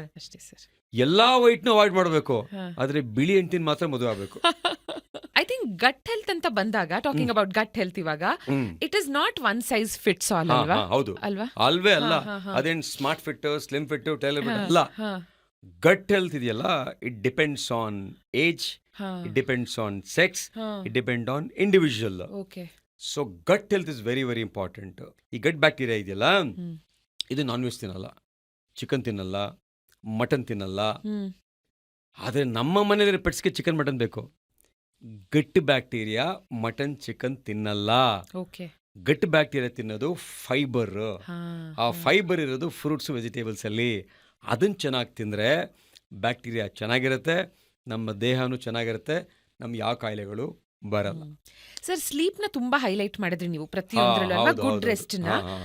ಜನರಲಿ ಏನ್ ಹೇಳ್ತಾರೆ ಅಂದ್ರೆ ಡಾಕ್ಟರ್ಸ್ ಗಳ life span it's 10 years shorter when compared to normal studies people. ಎಲ್ಲ ಇದೆ. ಹೌದು. ಸೊ ನೀವು how do you get your sleep? Because I think it's majorly because of less sleep that doctors get and more stress that they take. Definitely sleep is less in doctors. But ಇತ್ತೀಚೆಗೆ doctors ಹೆಚ್ಚಾಗಿ supply ಜಾಸ್ತಿ ಆಗಿ ನಿದ್ದೆ ಚೆನ್ನಾಗಿ ಸಿಗ್ತಾ ಇದೆ. ಮೊದಲೆಲ್ಲ doctor shortage ಇದ್ದಾಗ ಬರೀ ನಿದ್ದೆನೇ ಇರಲಿಲ್ಲ. ಒಂದು, sleep is less among doctors. ಎರಡನೇದು ಸ್ಟ್ರೆಸ್. ಯಾರಿಗೆ ಅಂದರೆ ಯಾರು ಈ ಕಾಂಪ್ಲೆಕ್ಸ್ ಸರ್ಜರೀಸ್ ಮಾಡ್ತಾರೆ, ಈ ಕಾರ್ಡಿಯಾಕ್ ಸರ್ಜರೀಸು ಅಥವಾ fistula surgeries, gut surgeries, liver surgeries, neuro surgeries ತುಂಬ ಹೊತ್ತು ನಿಂತು ಮಾಡ್ತಾ ಇರ್ತಾರಲ್ಲ, ಅವ್ರಿಗೆ ಸ್ಟ್ರೆಸ್ಸು ಇರುತ್ತೆ. ಸೊ ಆ ಸ್ಟ್ರೆಸ್ಸು ಆ ಸ್ಲೀಪು ಎರಡನ್ನೂ ಚೆನ್ನಾಗಿ ಇಂಪ್ಯಾಕ್ಟ್ ಆಗಿ it impacts their gut health, it impacts their overall health. And they die 10 years early ಅಂತ studies are there. But I will tell you, I will leave 10 years extra. ನಂಗೆ ದೇವರು ಕೊಟ್ಟಿರೋದಕ್ಕಿಂತ 90 ಕೊಟ್ಟಿದ್ರೆ ನಾನು 100 ಬದುಕ್ತೀನಿ. ನನ್ನ ಕೈಯಲ್ಲಿದೆ ಅದು. ಸೊ ಹಾಗಾಗಿ gut bacteria very very important. Sleep is very important. Once again sleep is also connected to gut. ನಮ್ಮ ದೇಹದಲ್ಲಿ 90% ಸೆರೋಟೋನಿನ್ನು ಸೆಕ್ರೀಟ್ ಆಗೋದು ಗಟ್ಟಿಂದ, ಗಟ್ ಬ್ಯಾಕ್ಟೀರಿಯಿಂದ. ಆ ಸೆರೋಟೋನಿನ್ ಹಾರ್ಮೋನ್ ಇದೆಯಲ್ಲ, ಸ್ಲೀಪಿಗೆ ಒಳ್ಳೆ ಹಾರ್ಮೋನ್ ಅದು. ಅದು ಸರಿಯಾಗಿಲ್ಲ ಅಂದರೆ ನಿದ್ದೆ ಬರಲ್ಲ, ಅದು ಸರಿ ಇಲ್ಲ ಅಂದರೆ ಮೂಡಿರಲ್ಲ, ಅದು ಸರಿ ಇಲ್ಲದೆ ಹೋದರೆ ಆಂಗ್ಸೈಟಿ, ಡಿಪ್ರೆಷನ್ನು, ಸ್ಟ್ರೆಸ್ಸು ಇದೆಲ್ಲ ಆಗುತ್ತೆ because of hormone serotonin which is secreted in the gut. ನೀವು ಬಂದ ತಕ್ಷಣ ಕೇಳಿದ್ರೆ ಏನು ಸರ್ ಇಷ್ಟೊಂದು ಎನರ್ಜೆಟಿಕ್ ನೀವು ಅಂತ. ನಮಗೆ ಎನರ್ಜಿ ಕೊಡೋದು, ನಮಗೆ ಕಿಕ್ ಕೊಡೋದು ಡೋಪಮೀನ್. ಆ ಡೋಪಮೀನ್ ಸೆಕ್ರೇಟ್ ಮಾಡೋದು ಗಟ್ ಬ್ಯಾಕ್ಟೀರಿಯಾನೇ. So I can 100% tell that my gut bacteria is good because I operate at highest levels of energy. Number 2, I sleep well. Number 3, physical activity ಚೆನ್ನಾಗಿ ಮಾಡ್ತೀನಿ. Number 4, ಜಂಕ್ ಫುಡ್ ಲೈಫಲ್ಲೇ ತಿಂದಿಲ್ಲ. ಮೈ god. Because ನಮಗೆ junk food luxury ಇರಲಿಲ್ಲ, masala dosa luxury ಇರಲಿಲ್ಲ. ನಮ್ಮಮ್ಮ ಮಾಡ್ತಾ ಇದ್ದು ಮುದ್ದೆ, ತರಕಾರಿ, ಸೊಪ್ಪು, ಮೊಳಕೆ ಕಾಳು ಸಾರು, ಸೀಸನಲ್ಲಿ ಅವರೆಕಾಳು ಸಾರು, ಸೀಸನಲ್ ಫ್ರೂಟ್ಸು ನಮ್ಮಮ್ಮ ಕೊಡ್ತಿದ್ರು. ಹಾಗಾಗಿ ನಮಗೆ ಆ ಒಂದು ಲಕ್ಸುರಿ ಆಗ ಇರಲಿಲ್ಲ. ಅದೇ ಕಂಟಿನ್ಯೂ ಆಯಿತು ನಮ್ಮ ಪ್ಯಾಲೆಟು. ಸೊ ಇವತ್ತು ಆಗಿದ್ದೀವಿ. I am more fit than my son. ನನ್ನ ಮಗ ನೋಡ್ಲಿ ಇದನ್ನ, I am more fit than ನಿಮ್ ಅಂತ. ಸೊ ನಾನು ಅದೇ ವೈಲ್ ಐ ಆಮ್ ಡಿಸ್ಕಸಿಂಗ್ ಮನೇಲೂ ನಾನು ಅದೇ ಹೇಳ್ತಾ ಇರ್ತೀನಿ, ನಾವ್ ಯಾಕೆ ಚೆನ್ನಾಗಿರ್ಬೇಕು, ಸ್ಟ್ರಾಂಗ್ ಆಗಿರ್ಬೇಕು, ಹೆಲ್ದಿ ಆಗಿರ್ಬೇಕು, ಫಿಟ್ ಆಗಿರ್ಬೇಕು ಅಂದ್ರೆ ನಮ್ ಮಕ್ಕಳು ದೊಡ್ಡವರಾಗಿ ಅವ್ರ ವಯಸ್ಸಿಗೆ ಬಂದಾಗ ನಾವ್ ಕೈಲಾಗದೆ ಇರೋರ್ ತರ ಇರಬಾರ್ದು. ಬಿಕಾಸ್ ಅವ್ರಿಗೆ ಅದೇ ನೆನಪಿರತ್ತೆ. ನೋಡ್ದಾಗೆಲ್ಲ ಅಯ್ಯೋ ಅಮ್ಮ ಅನ್ಕೊಂಡಿದ್ರು ನಮ್ಮ ಅಪ್ಪ ಅಮ್ಮ ಅಂತ. We should be fit. And ನಾಳೆ I want to say this dialogue, at least I'm more fit than my daughter ಅಥವಾ ಸನ್ ಅಂತ ಹೇಳ್ದೆ ಇದ್ರು, I am very fit for my age ಅಂತ ನಾನು ಹೇಳ್ಬೇಕು. I will tell now I am more fit than my son ಅಂತ. But ಇತ್ತೀಚಿನ ದಿನದಲ್ಲಿ ಒಂದು ಹೊಸ ಟರ್ಮ್ ಏನ್ ಕೇಳ್ತಾ ಇದೀವಿ ಹೆಚ್ಚಿಗೆ, ಲೀಕಿ ಗಟ್ ಸಿಂಡ್ರೋಮ್. ಏನಿದು ಸರ್ ಲೀಕಿ ಗಟ್ ಸಿಂಡ್ರೋಮ್? ಮೇಡಮ್ ಏನಾಗಿದೆ, ನಾನು ಆಗ್ಲೇ ಹೇಳ್ತಾ I told about Crohn's disease and ulcerative colitis. 91 ಆದ್ಮೇಲೆ ನಮ್ಮ ಆಹಾರ ಪದ್ಧತಿಗಳೆಲ್ಲ ಬದಲಾಗಿದೆ. 91 ಆದ್ಮೇಲೆ ನಾವು KFC, ಪಿಜ್ಜಾ, ಬರ್ಗರ್ ಎಲ್ಲ ನೋಡಿರೋದು ಅರ್ಬನ್ನಲ್ಲಿ. ಹಳ್ಳಿನಲ್ಲಿ ಇವತ್ತು ನೀವು ನೋಡಿದ್ರೆ ತಂದೆ ಮನೆಗೆ ಹೋಗ್ಬೇಕಾದ್ರೆ ಏನೋ ಸಿಟಿಯಿಂದ ಹಳ್ಳಿಗೆ ಗೋಬಿ ಮಂಚೂರಿ, ಕಬಾಬು, ರೋಡ್ ಸೈಡಲ್ಲಿ ಕಲರ್ ಎಣ್ಣೆ ಡೀಪ್ ಫ್ರೈ ತೊಗೊಂಡು ಹೋಗ್ತಾರೆ. ಸೊ ಈಟಿಂಗ್ ಹ್ಯಾಬಿಟ್ಸ್ ಎಲ್ಲ ಬದಲಾಯಿತು. ಸೊ ಬದಲಾಗಿ ಏನಾಯಿತು ಮೇಡಮ್, ಈ ಲೀಕಿ ಗಟ್ ಸಿಂಡ್ರೋಮ್ ಅಂದರೆ ಈ ನಮ್ಮ ಕರಳಲ್ಲಿ ಆ ಲೇಯರ್ಸ್ 4 ಲೇಯರ್ಸ್ ಇರುತ್ತಲ್ಲ, ಅದೆಲ್ಲ ಅಲ್ಸರ್ಸ್ ಆಗಿ ಅಲ್ಲಿಂದ ಬ್ಲೀಡ್ ಆಗಿ ಲೂಸ್ ಮೋಷನ್ಸ್ ಆಗಿ ಮಕ್ಕಳು ಸಣ್ಣ ಆಗ್ತಾ ಹೋಗ್ತಾರೆ. ಲೀಕಿ ಗಟ್ ಸಿಂಡ್ರೋಮ್ ಲೇಮನ್ ಟರ್ಮ್ ಅಲ್ಲಿ ಅಲ್ಸರೇಟಿವ್ ಕೊಲೈಟಿಸ್ ಮತ್ತೆ ಕ್ರಾನ್ಸ್ ಡಿಸೀಸ್ ಅಂತ. ಇದು ಇಂಡಿಯಾದಲ್ಲಿ ನಾವು ಓದಬೇಕಾದ್ರೆ 0.5% ಪಾಪ್ಯುಲೇಷನ್ಗಿತ್ತು. ಇವತ್ತು 5% ಜನಕ್ಕೆ ಈ ಕಾಯಿಲೆ ಇದೆ. ಪ್ರತಿ 100 ಪೇಷಂಟ್ಸ್ ಡಯಾಗ್ನೋಸ್ ಮಾಡ್ತೀವಲ್ಲ, 25 ಜನ ಮಕ್ಕಳಿಗೆ ಇದೆ. ಅದು ಯಾವ age group? 5 to 15 years age group. ಈ ಲೀಕಿ ಗಟ್ ಸಿಂಡ್ರೋಮು, ಈ ಕಾಯಿಲೆಗೆ ಜೀವನ ಪೂರ್ತಿ ವಾಸಿಯಾಗಲ್ಲ. ಇದು ಸಿಂಪ್ಟಮ್ಸ್ ಕಡಿಮೆ ಆಗುತ್ತೆ, ಜಾಸ್ತಿ ಆಗುತ್ತೆ, ಕಡಿಮೆ ಆಗುತ್ತೆ, ಜಾಸ್ತಿ ಆಗುತ್ತೆ. ಸೊ ಮೆಡಿಸಿನ್ ಲೈಫ್ ಲಾಂಗ್ ಕೊಡ್ತಾ ಇರಬೇಕು. ಹಾಗೆ 10 ವರ್ಷ, 15 ವರ್ಷ, 20 ವರ್ಷ, 25 ವರ್ಷ ಆದಮೇಲೆ ಮೇಜರ್ ಸರ್ಜರಿ ಆಗುತ್ತೆ. ಕೆಲವರಿಗೆ ಅದು ಕ್ಯಾನ್ಸರು ಕನ್ವರ್ಟ್ ಆಗುತ್ತೆ. ಇದೇ ಲೀಕಿ ಗಟ್ ಸಿಂಡ್ರೋಮ್. ಇವತ್ತು primarily because of one reason is diet ಅಂತ ಹೇಳ್ತಾ ಇದೀವಿ. ಎಲ್ಲ ಹೆಣ್ಮಕ್ಳಿಗೂ ಬಿಫೋರ್ ಮ್ಯಾರೇಜು ಅವ್ರ ಕಾನ್ಸ್ಟಿಪೇಷನ್ ಇದ್ರೆ ದಯವಿಟ್ಟು ಡಾಕ್ಟರ್ ಬಂದು ಫಿಕ್ಸ್ ಮಾಡ್ಕೊಳ್ಳಿ. Before marriage piles, Fisher, fistula ಇದ್ರೆ ಅದನ್ನೇ ಟ್ರೀಟ್ ಮಾಡ್ಕೊಳ್ಳಿ. ಒಂದು ವೇಳೆ ನಾಚಿಕೆ ಸಂಕೋಚ ಮುಚ್ಚಿಟ್ಕೊಂಡು ಮದುವೆ ಆಗಿಬಿಡ್ತೀರಾ, ಮೇಡಮ್ ಅತ್ತೆ ಕರ್ಕೊಂಬರ್ತಾರೆ, ಇದು ಮುಚ್ಚಿಟ್ಕೊಂಡು ಮದುವೆ ಮಾಡಿದ್ದಾರೆ, ಏನೋ ದೊಡ್ಡ ಕಾಯಿಲೆ ಅಂತ. ಆಲ್ಮೋಸ್ಟ್ 3 ತಿಂಗಳಿಗೊಂದು ಕೇಸ್ ಇದ್ದಾರೆ ನೋಡ್ತೀನಿ. ಅತ್ತೆ ಬಂದ್ಬಿಡ್ತಾರೆ, ನೋಡಿ ಸಾರ್ ನಮಗೆ ಹೇಳೇ ಇಲ್ಲ, ಇದು ಪೈಲ್ಸ್ ಇದೆ ಅವ್ರಿಗೆ, ಮದುವೆ ಮಾಡ್ಕೊಂಡ್ಬಿಟ್ಟಿದ್ದಾರೆ ಅಂತ, ಅದೇನೋ ದೊಡ್ಡ ಕಾಯಿಲೆ ಅಂತ. ಸೊ ಒಂದು ವೇಳೆ ಮದುವೆ ಆಗೋಯ್ತು, ಪ್ರೆಗ್ನೆನ್ಸಿ ಆಗಕ್ಕೆ ಮೊದಲು, ಕನ್ಸೀವ್ ಆಗಕ್ಕೆ ಮೊದಲು ಇದನ್ನು ಟ್ರೀಟ್ ಮಾಡಿಸ್ಕೊಳ್ಳಿ. ಏಕೆಂದರೆ ಕನ್ಸೀವ್ ಆದಾಗ ಗೈನಕಾಲಜಿಸ್ಟ್ ಐರನ್ ಸಿರಪ್ ಕೊಡ್ತಾರೆ, ಮೋಷನ್ ಗಟ್ಟಿ ಆಗುತ್ತೆ. ಆವಾಗ ಪಾಸ್ ಆದಾಗ ಕ್ರ್ಯಾಕ್ ಆಗುತ್ತೆ. ಆ ಮೋಷನ್ ಗಟ್ಟಿ ಆದಾಗ ಪದೇ ಪದೇ ಗಟ್ಟಿ ಆಗ್ತಾ ಇದ್ರೆ ಪೈಲ್ಸು ಆಗುತ್ತೆ. ಆ ಕ್ರ್ಯಾಕ್ ಆಗಿ ಇನ್ಫೆಕ್ಟ್ ಆಗಿ ಆಪ್ಸಸ್ ಆಗಿ ಫಿಸ್ಚುಲ್ ಆಗುತ್ತೆ. ಇನ್ನು ಮಗು ಪ್ರೆಷರು ಸಹ ಎಲ್ಲ ಸೆಂಟ್ರಲ್ ಗರ್ಭಕೋಶ ಇರ್ತಲ್ಲ, ಹಿಂಭಾಗ ಹೋಗ್ತಾರೆ ಪ್ರೆಷರ್ ಎಲ್ಲ, ಆವಾಗ ಪೈಲ್ಸು ಫಿಷರು ಜಾಸ್ತಿ ಆಗುತ್ತೆ. ಮತ್ತು ಪ್ರೆಗ್ನೆನ್ಸಿನಲ್ಲಿ ಪ್ರೊಜೆಸ್ಟರಾನ್ ಹಾರ್ಮೋನ್ ಜಾಸ್ತಿ ಆಗುತ್ತೆ. ಮೊದಲೇ ಪೈಲ್ಸು ಫಿಷರ್ ಇದ್ದರೆ ಅದನ್ನು ಜಾಸ್ತಿ ಮಾಡುತ್ತೆ. ಸೊ ಈ 3 ಕಾರಣ, ಪ್ರೆಷರು, ಪ್ರೊಜೆಸ್ಟ್ರಾನು ಮತ್ತು ಐರನ್ನು, ಇದರಿಂದ ಪ್ರೆಗ್ನೆನ್ಸಿನಲ್ಲಿ piles fissure fistula common. And I think ಇದು IVF ಅಲ್ಲಿ ಇನ್ನೂ ಜಾಸ್ತಿ ಕಾಮನ್, ಯಾಕಂದ್ರೆ ಪ್ರೊಜೆಸ್ಟ್ರಾನ್ ಅಲ್ಲಿ ಇನ್ನೂ ಜಾಸ್ತಿ ಕೊಡ್ತಾರೆ. ಎಕ್ಸಾಕ್ಟ್ ಕರೆಕ್ಟಾಗಿ ಹೇಳಿದೆ. IVF ಅವರು ಅಷ್ಟೇ ಎಷ್ಟೋ ಜನ ಆಕ್ಚುಲಿ ಬರ್ತಾರೆ, ಸರ್ ನಾವು IVF ಪ್ಲಾನ್ ಮಾಡ್ತಾ ಇದೀವಿ, ನಮಗೆ ಪೈಲ್ಸ್ ಇದೆ, ನಮಗೆ ಫಿಷರ್ ಇದೆ, ಇದನ್ನ ಸರಿ ಮಾಡಿಸ್ಕೋಬೋದಾ ಅಂತ. ನಾನು ಹೇಳ್ತೀನಿ, it's A precious pregnancy IVF ಅಂದ್ರೆ, ದಯವಿಟ್ಟು ಇದನ್ನ ಸರಿ ಮಾಡ್ಕೊಳ್ಳಿ ಅಂತ. ಮದರ್ಸ್ ಎಮೋಷನ್ಸ್ ಇದೆಯಲ್ಲ ತುಂಬಾ ನೋವಾಗುತ್ತೆ. ಇನ್ನು ನೆಕ್ಸ್ಟ್ ಏನಾಗುತ್ತೆ, ಇದನ್ನ ಹೇಳ್ಕೊಳಲ್ವಾ ಪ್ರೆಗ್ನೆನ್ಸಿನಲ್ಲೂ, ಹಂಗೆ ಮುಂದಕ್ಕೆ ಕೊಟ್ಟೋಗ ಡೆಲಿವರಿ ಆಗಿಬಿಡುತ್ತೆ. ಆ ಡೆಲಿವರಿ ಆದಮೇಲೆ ನಮ್ಮ ಮನೆಗಳಲ್ಲಿ ಸೋಷೋ ಕಲ್ಚರಲ್ ಇಶ್ಯೂಸ್, ಡೆಲಿವರಿ ಆದಮೇಲೆ ಸ್ಕಾರ್ಫ್ ಕಟ್ಕೋ, ಸಾಕು, ತಣ್ಣೀರು ಕುಡಿ ಬೇಡ, ಬಿಸಿನೀರು ಕುಡಿ, ಕೋಲ್ಡ್ ಆಗುತ್ತೆ, ಹೀಟ್ ಆಗುತ್ತೆ ಅಂತ ಮನೇಲಿರೋ ತಾಯಂದ್ರು ಮತ್ತು ಅಜ್ಜಿದಿರು ಎಲ್ಲ ರೆಸ್ಟ್ರಿಕ್ಟ್ ಮಾಡಿಬಿಡ್ತಾರೆ. ಆವಾಗ ಇನ್ನೂ ಜಾಸ್ತಿ ಆಗುತ್ತೆ. ಆವಾಗ ಬರ್ತಾರೆ, ಡಾಕ್ಟ್ರಿಗೆ ಊಟ ಮಾಡೋಕ್ಕಾಗ್ತಲ್ಲ, ಫೀಡ್ ಮಾಡೋಕ್ಕಾಗ್ತದೆ, ಏನಾದ್ರು ಮಾಡಿ ಅಂತ. ಸೊ 2 ದಿನ ಇರೋ ಮಗು ತಾಯಿಗೂ ಸಹ ಲೇಸರಲ್ಲಿ ಪೈಲ್ಸು ಫಿಷರ್ ಮಾಡಿ ಅವ್ರು ಫೀಡಿಂಗ್ ಮಾಡೋ ಥರ ಮಾಡಿದ್ದೀವಿ. ಸೊ ತುಂಬ important, specially in young females, ತುಂಬ ಇಂಪಾರ್ಟೆಂಟು ಇನ್ ಪ್ರೆಗ್ನೆಂಟ್ ಮದರ್ಸ್, ತುಂಬ important postpartum mothers. Piles fissure fistula ಇದೆಯಲ್ಲ, ನನಗೆ specially handling mothers is my very favourite subject. ಅವ್ರಿಗೆ ಆ ಒಂದು ಹ್ಯಾಪಿನೆಸ್ಸು, ಆ ಮುಖದಲ್ಲಿ ಸ್ಮೈಲ್ ಬರುತ್ತಲ್ಲ, ಆ ಖುಷಿ ನೋಡೋಕ್ಕೆ ಎಷ್ಟೋ ಖುಷಿ ಆಗುತ್ತೆ. ಸೊ ಮದರ್ಸ್ ಯಾರೇ ಇದ್ರೂ ಸಹ ಪೈಲ್ಸು ಫಿಷರ್ ಫಿಸ್ಚುಲಾ ಇದ್ದರೆ ಹೆದರ್ಕೋಬೇಡಿ, ಅದನ್ನು ಸಿಂಪಲ್ಲಾಗಿ ಸಾಲ್ವ್ ಮಾಡಿ ನಿಮಗೆ ಸ್ಮೈಲ್ ಬರೋ ಥರ ಮಾಡ್ಬೋದು. Yes sir. ಅಂಡ್ ಮತ್ತೊಂದು which females especially women they will relate, ನೀವು ಅವಾಗಲೇ ಏನು ಹೇಳಿದ್ರಿ, ಎಸ್ಪೆಷಲಿ ಆಫ್ಟರ್ ಒಂದು ಡೆಲಿವರಿ ನಕ್ಕಾಗ, ಕೆಮ್ಮದಾಗ, ಯೂರಿನ ಕಂಟ್ರೋಲ್ ಮಾಡ್ಕೊಳಕ್ ಆಗ್ತಾ ಇಲ್ಲ ಅನ್ನೋದು ಐ ಥಿಂಕ್ ತುಂಬಾ ಜನ ಇದನ್ನ ಎಕ್ಸ್ಪೀರಿಯನ್ಸ್ ಮಾಡ್ತಿರ್ತಾರೆ. But this can be an issue ಅಂತ ಗೊತ್ತಿರಲ್ಲ. ಬಹುಶಃ ಇವತ್ತಿನ ಎಪಿಸೋಡ್ ನೋಡಿದ ಮೇಲೆ ದೇ ವಿಲ್ ನೋ ಇದನ್ನ ಇಗ್ನೋರ್ ಮಾಡಬಾರ್ದು ನಾನು ಅಂತ. ಮೇಡಮ್, ಈಗ ಇಂಡಿಯಾದಲ್ಲಿ 147 billion population, half fail of mails. ಅದರಲ್ಲಿ 75 crores ಒಂದು ಸೇ 40% ಮದರ್ಸ್ ಇರ್ತಾರೆ. ಎಲ್ಲ ಮದರ್ಸು ಇದು ನೋಡ್ತಾ ಇರೋರು, ಎಲ್ಲ ಹೆಣ್ಮಕ್ಳು ಕರ್ನಾಟಕದಲ್ಲಿ ನೋಡ್ತಾ ಇರೋರು, ಕೆಮ್ಮದಾಗ, ಸೀನ್ದಾಗ, ಜೋರಾಗಿ ನಕ್ಕಾಗ ಯೂರಿನ್ ತೊಟ್ಟಿಕ್ಕಿದ್ರೆ ಅದನ್ನ ಇಗ್ನೋರ್ ಮಾಡಬೇಡಿ. ಅರ್ಜೆಂಟ್ ಆದಾಗ ಕಂಟ್ರೋಲ್ ಮಾಡಕ್ಕೆ ಹೋಗದೆ ಹೋದರೆ ಅದನ್ನ ಇಗ್ನೋರ್ ಮಾಡಬೇಡಿ. ಇದಕ್ಕೆ ಟ್ರೀಟ್ಮೆಂಟ್ ಇದೆ. ಈ ಕೆಮ್ಮದಾಗ ನಕ್ಕಾಗ ಇದಕ್ಕಿದೆಯಲ್ಲ, ಕೆಲವು ಜನಕ್ಕೆ ಫಿಸಿಯೋಥೆರಪಿ ಮಾಡಿನೇ ಸರಿ ಮಾಡಬಹುದು. ಇದನ್ನ ಇಗ್ನೋರ್ ಮಾಡಿದ್ರೆ ಯೂರಿನ್ ಇನ್ಫೆಕ್ಷನ್ ಆಗಿ ಮುಂದೆ ಅನಾಹುತ ಆಗುತ್ತೆ. ಕೆಲವು ಹೆಣ್ಮಕ್ಳು, ಕೆಲವು ತಾಯಂದ್ರು ಮದುವೆ ಮನೆಗೆ ಹೋದಾಗ ನೀರು ಕುಡಿಯಲ್ಲ, ಯಾಕೆಂದ್ರೆ ಅರ್ಜೆಂಟ್ ಆಗ್ಬಿಡುತ್ತೆ ಅಂತ. ಟ್ರಾವೆಲ್ ಮಾಡಿದಾಗ ನೀರು ಕುಡಿಯಲ್ಲ, ಅರ್ಜೆಂಟ್ ಆಗುತ್ತೆ ಅಂತ.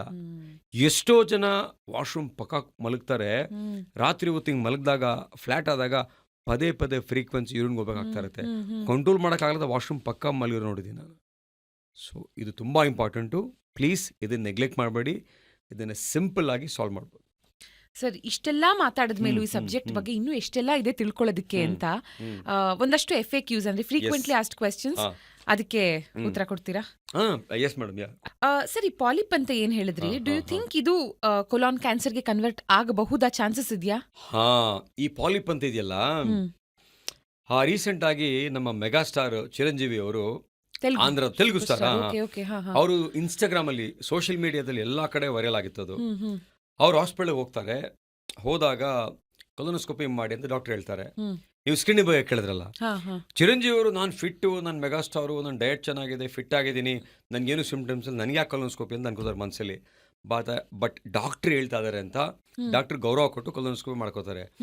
ಮಾಡಿದಾಗ ಚಿರಂಜೀವಿ ಅವರಿಗೆ ಪಾಲಿಪ್ ಇತ್ತು. ಆ ಪಾಲಿಪ್ಪು, ಕೆಲವು ಪಾಲಿಪ್ಸು ಹಾಗೆ ನೆಗ್ಲೆಕ್ಟ್ ಮಾಡಿದ್ರೆ ಅದು ಕ್ಯಾನ್ಸರ್ಗೆ ಕನ್ವರ್ಟ್ ಆಗುತ್ತೆ. ಸೊ ಹಾಗಾಗಿ ಯಾರಿಗೇ ಪಾಲಿಪ್ಸ್ ಇದ್ದರೆ ಫುಲ್ ಕೊಲೊನೋಸ್ಕೋಪಿ ಮಾಡಿಸ್ಕೊಂಡು ಆ ಪಾಲಿಪ್ನ ತೆಗಿಸ್ಬೇಕು. ಇಲ್ಲದೆ ಹೋದರೆ ಒಂದು 80% ಪಾಲಿಪ್ಸು ಕ್ಯಾನ್ಸರ್ಗೆ ಕನ್ವರ್ಟ್ ಆಗುತ್ತೆ. Okay okay. ಸೊ ಮೋಷನ್ ಅಲ್ಲಿ ಯಾವ ಥರ ಆದಾಗ ವಿ ಶುಡ್ ಬಿ ಕನ್ಸರ್ನ್ಡ್ ಅಂತ ಹೇಳಿದ್ರಿ, ಬಟ್ ಯಾವ ಕಲರ್ ಅಲ್ಲಿ ಆದಾಗ we should be concern sir? ಯಾವ ಕಲರ್ ಅಲ್ವಾ ಮೇಡಮ್, ಈ ಕಲರ್ ಅಂದ ಕೂಡಲೇ ನನಗೊಂದು ಸಿನಿಮಾ ಜ್ಞಾಪಕ ಬರುತ್ತೆ ಮೇಡಮ್. ಅಮಿತಾಬ್ ಬಚ್ಚನ್. ಓಕೆ. ಪೀಕು ನೋಡಿದಿರ ಸಿನಿಮಾ? Yes yes. ಆ ಅಮಿತಾಬ್ ಬಚ್ಚನ್ಗೆ ಏನು ಕಾನ್ಸ್ಟಿಪೇಷನ್ ಕಾಯಿಲೆ. ಅವ್ರು ಯಾವಾಗ ನೋಡು ಮಗಳಿಗೆ ಟಾರ್ಚರ್ ಮಾಡ್ತಾರೆ. ನನ್ನ ಮೋಷನ್ ಇವತ್ತು ಯೆಲ್ಲೋ ಕಲರ್ ಇತ್ತು, ನನ್ನ ಮೋಷನ್ ಇವತ್ತು ಗ್ರೀನ್ ಕಲರ್ ಇತ್ತು, ನನ್ನ ಮೋಷನ್ ಇವತ್ತು ರೆಡ್ ಕಲರ್ ಇತ್ತು ಅಂತ ಮಗಳಿಗೆ ತಲೆ ಕೆಟ್ಟೋಗುತ್ತೆ. ಏನಪ್ಪ ಇವನ್ ಕಲರ್ ಕತೆ ಇದು ಅಂತ, ನಮ್ಮ ತಂದೆ ಕಲರ್ ಕತೆ ಅಂತ. ಮೋಷನ್ ಕಲರ್ ಇದೆಯಲ್ಲ, ಈಗ ಮೊನ್ನೆ ಒಂದು ಪೇಷಂಟ್ ಬಂದಿದ್ರು ಮೇಡಮ್. ಆ ಪೇಷಂಟ್ ಅವ್ರ ವೈಫು ಸ್ಟಾಫ್ ನರ್ಸು, ಈ ಪೇಷಂಟು ಟೀಚರು. ಹಿಮೋಗ್ಲೋಬಿನ್ 15ರಿಂದ 9 ಆಗಿದೆ. ಸ್ಟಾಫ್ ನರ್ಸ್ ಹೇಳ್ತಾರೆ, ಸರ್ ಹಿಮೋಗ್ಲೋಬಿನ್ ಕಡಿಮೆ ಆಗಿತ್ತಲ್ಲ ಸರ್, ನಾನು ಅವ್ರಿಗೆ ಐರನ್ ಸಪ್ಲಿಮೆಂಟ್ಸ್ ಕೊಟ್ಟೆ ಅಂತ. ಅಲ್ವಾ ಸಿಸ್ಟ್ರೆ, ನೀವು ನರ್ಸ್ ಆಗಿದ್ದೀರಾ, ಯಾಕೆ ಹಿಮೋಗ್ಲೋಬಿನ್ ಕಡಿಮೆ ಆಗಿದೆ ನೋಡ್ಬೇಕು ತಾನೆ ಅಂದರೆ ಏನು ಹೇಳ್ತಾ ಇಲ್ಲ. ಸರಿ, ತೂಕ ಕಡಿಮೆ ಆಗಿದ್ರು, ಮೋಷನ್ ಕಲರ್ ಬ್ಲ್ಯಾಕ್ ಹೋಗ್ತಾ ಇತ್ತು ಅವ್ರಿಗೆ. 6 ಗ್ರಾಮ್ ಹಿಮೋಗ್ಲೋಬಿನ್ ಕಡಿಮೆ ಆಗಿದೆ ಅಂದರೆ 500 ml 1 ಗ್ರಾಮ್ ಕಡಿಮೆ ಆಗುತ್ತೆ. 2 ಲೀಟರ್ ರಕ್ತ ಹೋಗಿದೆ ಅವ್ರಿಗೆ ಮೋಷನಲ್ಲಿ. ಅವ್ರು ಹೇಳ್ತಾರೆ 2 ಸರಿ ರೆಡ್ ಕಲರ್ ಹೋಗಿದ್ದು, ಬ್ಲ್ಯಾಕ್ ಕಲರ್ ಹೋಗಿದ್ದು ಅಂತ. ಬ್ಲ್ಯಾಕ್ ಕಲರ್ಡ್ ಮೋಷನ್ ಹೋದರೆ ಯೂಸುಫೇಗಸು ಮತ್ತು ಹೊಟ್ಟೆಯಿಂದ ನಮಗೆ ಬ್ಲೀಡ್ ಆಗ್ತಾ ಇದೆ ಅಂತ ಅರ್ಥ. ಅವ್ರು ನೆಕ್ಸ್ಟ್ ಡೇ ಬೆಳಗ್ಗೆ ಒಂದು ನಾವು ಎಂಡೋಸ್ಕೋಪಿ ಮಾಡಿದಾಗ ಅವರಿಗೆ ಸ್ಟಮಕ್ ಕ್ಯಾನ್ಸರ್ ಇತ್ತು. Oh my god. So black colour motion ಇದೆ, ಸ್ಟಮಕ್ ಕ್ಯಾನ್ಸರ್ ಇರ್ಬೋದು. ಮೋಷನಲ್ಲಿ ರಕ್ತ ಹೋದರೆ ಕೊಲನ್ ಕ್ಯಾನ್ಸರ್ ಇರ್ಬೋದು. ಮೋಷನ್ ಬ್ರೌನ್ ಹೋದರೆ ನಾರ್ಮಲ್ ಕಲರ್ ಅಂತ ಅರ್ಥ. ಮೋಷನ್ ಒಂಥರ ಕ್ಲೇ, ಈ ಜಡಿ ಮಣ್ಣು ಥರ ಹೋದರೆ ಎಲ್ಲೋ ಒಂದು ಕಡೆ ಗಾಲ್ ಬ್ಲಾಡರು ಅಥವಾ ಬೈಲು ಪಿತ್ತದಲ್ಲೋ ವ್ಯತ್ಯಾಸ ಆಗಿದೆ ಅಂತ. ಮತ್ತು ಮೋಷನ್ ಯೆಲ್ಲೋ ಕಲರ್ ಒಂಥರ ಹೋದರೆ ವೈಟಿಶ್ ಆಗಿ ಫ್ಯಾಟ್ ಅಬ್ಸಾರ್ಪ್ಷನ್ ಕಡಿಮೆ ಆಗ್ತಾ ಇದೆ ಅಂತ. ಸ್ಮೆಲ್ ಹೋದರೆ ಫ್ಯಾಟ್ ಅಬ್ಸಾರ್ಪ್ಷನ್ ಕಡಿಮೆ ಆಗ್ತಾ ಇದೆ ಅಂತ. ಸೊ ಮೋಷನ್ ಕಲರಿಂದನೂ ಸಹ ನಾವು ಕಾಯಿಲೆನ ಡಯಾಗ್ನೋಸ್ ಮಾಡ್ಬೋದು. ಸೊ ಮೋಷನ್ಗೆ ಹೋಗದೆ ಇರೋದು ಒಂದು ಎಮೋಷನಲ್ ಸಬ್ಜೆಕ್ಟು. ಸೊ ಪ್ಲೀಸ್ ಯಾರಿಗೆ ಕಾನ್ಸ್ಟಿಪೇಷನ್ ಇದ್ದರೆ, ಪೇರೆಂಟ್ಸ್ಗೆ ಆಗಲಿ, ತಂದೆ ತಾಯಿ ತಾತ ಅಜ್ಜಿ ಮಕ್ಕಳಿಗೆ ದಯವಿಟ್ಟು ಡಾಕ್ಟರ್ನ ಕನ್ಸಲ್ಟ್ ಮಾಡಿ ಅವ್ರ ಎಮೋಷನ್ಸ್ನ ಹ್ಯಾಂಡಲ್ ಮಾಡಿ ದಯವಿಟ್ಟು. ಸರ್, ಇವಾಗ ಕೊಲೊರೆಕ್ಟಲ್ ಕ್ಯಾನ್ಸರ್ ಯಂಗ್ಸ್ಟರ್ಸ್ ಅಲ್ಲೂ ನೋಡ್ತಾ ಇದ್ದೀರಾ, ಹಾಗಾಗಿ biologically do you think it's different younger ಮತ್ತೆ ಎಲ್ಡರ್ ಪೇಷಂಟ್ಸ್ ಅಲ್ಲಿ? ಎಸ್, ಬಯೋಲಾಜಿಕಲಿ ಯಂಗರ್ ಪೇಷಂಟ್ಸ್ ಅಲ್ಲಿ colorectal cancers are very aggressive. ಬೇಗ ಸ್ಪ್ರೆಡ್ ಆಗುತ್ತೆ, ಬೇಗ ಡಯಾಗ್ನೋಸ್ ಆದರೆ ಯಂಗ್ಸ್ಟರ್ಸು ಟ್ರೀಟ್ಮೆಂಟ್ಗೂ ಚೆನ್ನಾಗಿ ರೆಸ್ಪಾಂಡ್ ಆಗ್ತಾರೆ. ಯಂಗ್ಸ್ಟರ್ಸ್ ಅಲ್ಲಿ ಆಗ್ತಾ ಇರೋದು 5 to 10% ಜೆನೆಟಿಕ್ಸ್ ಇಂದ. ಓಕೆ. ಯಾವ 3 ಸಿಂಪ್ಟಮ್ಸ್ ನೋಡೋದಕ್ಕೆ ಮೇಲ್ನೋಟಕ್ಕೆ ತುಂಬಾ ಹಾರ್ಮ್ಲೆಸ್ ಅಂತ ಅನ್ಸುತ್ತೆ, ತುಂಬಾ ಒದ್ದಾಡ್ತಾನೂ ಇರಲ್ಲ ಪೇಷಂಟ್, ಬಟ್ ದೆನ್ ನೀವು ಅದನ್ನ ಗಮನಿಸಿ ನೋಡಿದಾಗ when you report it to them it makes them worry? Simple madam, pain abdomen 3 ಕಡೆ ಹೋಗಿದ್ರು ಹಾಸ್ಪಿಟ್ಲಿಗೆ, ಸ್ಕ್ಯಾನ್ ಮಾಡಿದ್ದಾರೆ, ಏನೂ ಇಲ್ಲ ಅಂತ ಕಳಿಸಿದ್ದಾರೆ. ನಾವು ಕೊಲೊನೋಸ್ಕೋಪಿ ಮಾಡಿದಾಗ it was large intestine cancer. Number 2, bleeding ಆದಾಗ ಪೈಲ್ಸ್ ಅಂತ ಟ್ರೀಟ್ ಮಾಡಿದ್ದಾರೆ, it was a rectal cancer. Number 3, ಸಣ್ಣ ಆದಾಗ ನಾನು ಡಯಟಿಂಗ್ ಮಾಡ್ತೀನಿ, ಎಕ್ಸರ್ಸೈಸ್ ಮಾಡ್ತೀನಿ ಅಂತ ಹೋಗಿದ್ದಾರೆ, ಸ್ಕ್ಯಾನ್ ಮಾಡಿದಾಗ ಸ್ಕ್ಯಾನ್ ನಾರ್ಮಲ್ಲು, ನಾ ಇನ್ನೊಂದು ಸ್ಕ್ಯಾನ್ ರಿಪೀಟ್ ಮಾಡಿಸಿದಾಗ ಅದು ರೈಟ್ ಕಿಡ್ನಿ ಕ್ಯಾನ್ಸರ್ ಆಗಿತ್ತು. ಓ ಮೈ ಗಾಡ್. ಸಣ್ಣ ಆಗೋದು, ಬೇದಿ ಆಗೋದು, ರಕ್ತ ಹೋಗೋದು, ಬಿ ಕೇರ್ಫುಲ್. ಓಕೆ. ಸೊ ನಿಮ್ಮ ಕೊಲೊರೆಕ್ಟಲ್ ಪ್ರಾಕ್ಟೀಸ್ ಅಲ್ಲಿ ಜೆನೆಟಿಕ್ ಸ್ಕ್ರೀನಿಂಗ್ ನ ಎಷ್ಟು ನೀವು ಪ್ರಿಫರ್ ಮಾಡ್ತೀರಾ? ಯಾಕಂದ್ರೆ ಇದು ತುಂಬಾ ಇಂಡಿಯಾದಲ್ಲಿ ಎಸ್ಪೆಷಲಿ ಅಂಡರ್ ಯುಟಿಲೈಸ್ಡ್ ಅಂತ ಅನ್ಸುತ್ತೆ ಸರ್ ನಿಮ್ಗೆ? ಇಂಡಿಯಾದಲ್ಲಿ ಅಂಡರ್ ಯುಟಿಲೈಸ್ಡ್, ಬಟ್ ಈಗ ಪಿಕಪ್ ಆಗ್ತಾ ಇದೆ. ಈಗ ಲಾಂಜಿವಿಟಿ ಇಂಡಿಯಾ ಅಂತ, okay, not living longer, living healthier and longer ಅಂತ. ಈಗ ಲೈಫ್ ಸ್ಪ್ಯಾನ್ ಅಲ್ಲ, it is health span. Genetic counselling for colorectal cancers ಈಗ it is only for cancer surveillance and guidance ತೆಗೆದು ಹೇಳ್ತೀನಿ. ಸೊ ಜೆನೆಟಿಕ್ ಸ್ಕ್ರೀನಿಂಗ್ ಈಗ pickup ಆಗ್ತಾ ಇದೆ. ಈಗ ಯಾರಿ ಮನೆಯಲ್ಲಿ ಹಿಸ್ಟ್ರಿ ಆಫ್ ಕೊಲೋನ್ ಕ್ಯಾನ್ಸರ್ಸ್ ಇತ್ತು ಅವ್ರಿಗೆ ಪ್ರಾಪರ್ ಆಗಿ ಸ್ಕ್ರೀನ್ ಮಾಡ್ತಾರೆ, ಜೆನೆಟಿಕ್ ಅಸೆಸ್ಮೆಂಟ್ ಎಲ್ಲ ಮಾಡಿ ಅವ್ರಿಗೆ ಟ್ರೀಟ್ಮೆಂಟ್ ಪ್ಲಾನಿಗೆ ಮತ್ತೆ ಫರ್ದರ್ ಪ್ರಿವೆಂಟ್ ಮಾಡಕ್ಕೆ ಏನೇನು ಮಾಡಬೇಕು ಅದನ್ನ ಮಾಡ್ತಾರೆ. So genetics picking up in India ನಾವು. ಓಕೆ ಸರ್, ಇವಾಗ ಟಾಕಿಂಗ್ ಅಬೌಟ್ AI, ನಿನ್ನೆ ನಾನು ನನ್ನ AIಗೆ ಒಂದು ಫೀಡಲ್ಲಿ ಕ್ವೆಶ್ಚನ್ ಕೊಟ್ಟೆ, ಹೆಲ್ತ್ ರಿಲೇಟೆಡ್ ಕ್ವೆಶ್ಚನ್ ಕೊಟ್ಟಾಗ ಅದು ನನಗೆ ಸೊಲ್ಯೂಷನ್ ಕೊಟ್ಟಿದ್ರ ಜೊತೆಗೆ ಗೋ ಮೀಟ್ ಯು ಡಾಕ್ಟರ್ ಇಮಿಡಿಯೇಟ್ಲಿ ಅಂತ. ಸೊ ಐ ಥಿಂಕ್ AI ಕೂಡ ಸ್ಮಾರ್ಟ್ ಆಗಿ ಕೋರ್ಸ್ ನಮ್ಮ ಪ್ರಾಬ್ಲಮ್ಗೆ ಸೊಲ್ಯೂಷನ್ ತಕ್ಕ ಮಟ್ಟಿಗೆ ಕೊಡೋದ್ರ ಜೊತೆ ನೀವು ಫಸ್ಟ್ ಡಾಕ್ಟರ್ ಹತ್ರ ಹೋಗಿ ಮೆಡಿಕಲ್ ಅಡ್ವೈಸ್ ಬೇಕೇ ಬೇಕು ಅಂತ ಇದೆ, ರೈಟ್? ಅದೇ ತರ ಕೊಲೊರೆಕ್ಟಲ್ ಕ್ಯಾನ್ಸರ್ಸ್ ನ ಡಿಟೆಕ್ಟ್ ಮಾಡೋದಕ್ಕೆ ಡು ಯು ಥಿಂಕ್ AI ಒಂದಷ್ಟು ಕಾಂಟ್ರಿಬ್ಯೂಟ್ ಮಾಡತ್ತೆ ಅಂತ? ಮಾಡ್ತಾ ಇದೆ ಈಗಾಗಲೇ. ಇನ್ಫ್ಯಾಕ್ಟ್ ನಮ್ಮ ಹಾಸ್ಪಿಟಲ್ ಈಗ ನಾವು ಡೇಟಾ ಬೇಕು. AI ಡಯಾಗ್ನೋಸ್ ಮಾಡಬೇಕಾದ್ರೆ ಡೇಟಾ ಬೇಕು, correct? So AI colorectal cancers ಅಲ್ಲಿ ಎಲ್ಲಿ ನಮಗೆ ಸಹಾಯ ಮಾಡುತ್ತೆ ಅಂತ ಹೇಳಿದ್ರೆ, number 1 in diagnosing the cancers early. How? Colonoscopy ಮಾಡಿದಾಗ ಸಣ್ಣ ಕ್ಯಾನ್ಸರ್ ಏನಾದರೂ ಮಿಸ್ ಆದರೆ, ಹ್ಯೂಮನ್ ಎರರ್ ನಾವು ತಪ್ಪಿದ್ರೆ AI ಅದನ್ನ ಡಯಾಗ್ನೋಸ್ ಮಾಡುತ್ತೆ. ನಂಬರ್ 2 ಬಯಾಪ್ಸಿ ಮಾಡಿದಾಗ AI ಪೆಥಾಲಜಿಸ್ಟ್ ತಪ್ಪು ಮಾಡಿದ್ರು ಸಹ AI ಮಿನಿಮೈಸ್ ಮಾಡುತ್ತೆ ಅದನ್ನು. ನಂಬರ್ 3 ಸ್ಟೇಜ್ ಮಾಡಬೇಕಾದ್ರೆ, ನಾವು ಸ್ಟೇಜಿಂಗ್ ಮಾಡಬೇಕಾದ್ರೆ ಬಯಾಪ್ಸಿ ರಿಪೋರ್ಟ್ಸು, ಪೆಟ್ ಸ್ಕ್ಯಾನು ಇದೆಲ್ಲ ಮಾಡಿ ಸ್ಟೇಜ್ ಮಾಡ್ತೀವಿ ನಾವು. ಸ್ಟೇಜ್ ಮಾಡೋದ್ರಲ್ಲಿ AI ನಮಗೆ ಅನುಕೂಲ ಮಾಡುತ್ತೆ.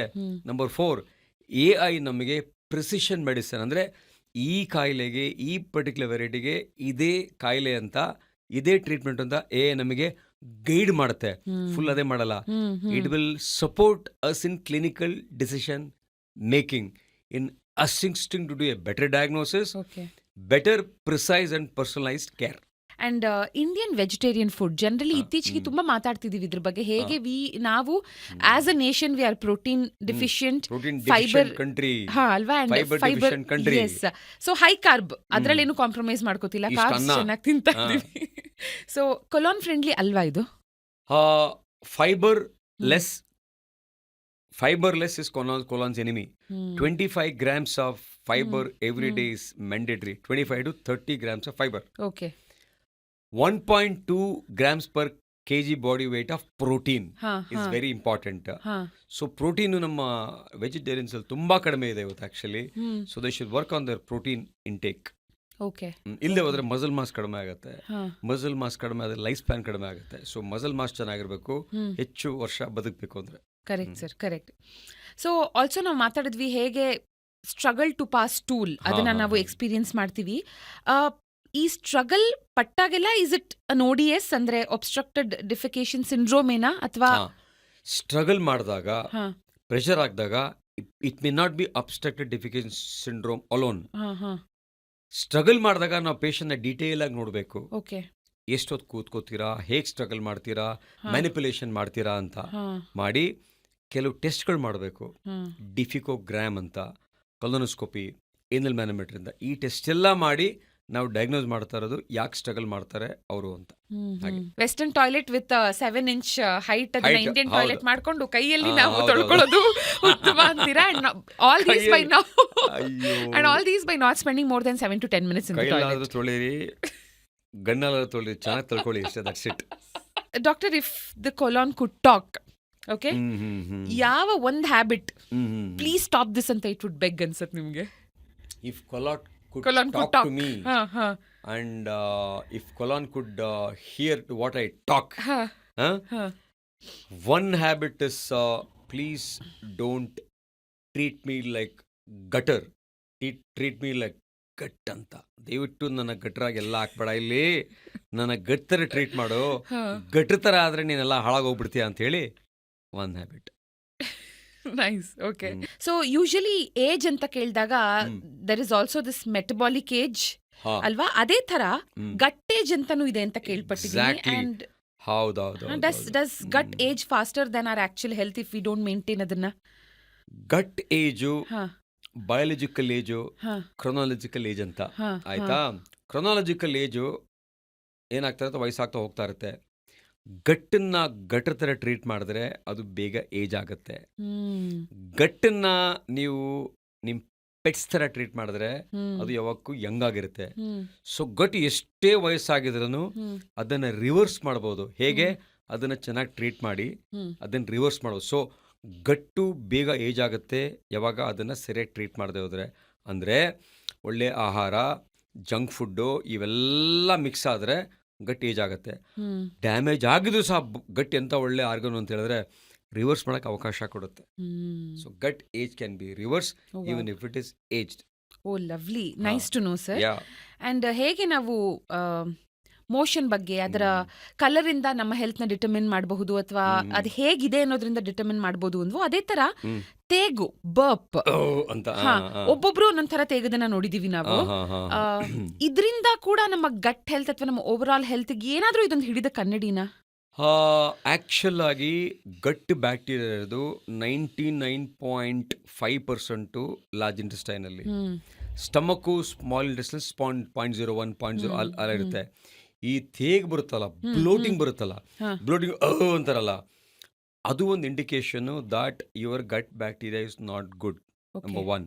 ನಂಬರ್ 2, ಎಂಡೋಸ್ಕೋಪಿ ಮಾಡಿದಾಗ H. pylori ಅಂತ ಬ್ಯಾಕ್ಟೀರಿಯಾ ಇರುತ್ತೆ ಸ್ಟಮಕ್ಕಲ್ಲಿ, ಅದರಿಂದನೂ ಬರುತ್ತೆ. ನಂಬರ್ 3, ಎಂಡೋಸ್ಕೋಪಿ ಮಾಡಿದಾಗ ಹಯಾಟಸ್ ಅರ್ನಿಯಾ ಅಂತ ಇರುತ್ತೆ ಈ ಭಾಗದಲ್ಲಿ, ಅದರಿಂದನೂ ಬರುತ್ತೆ.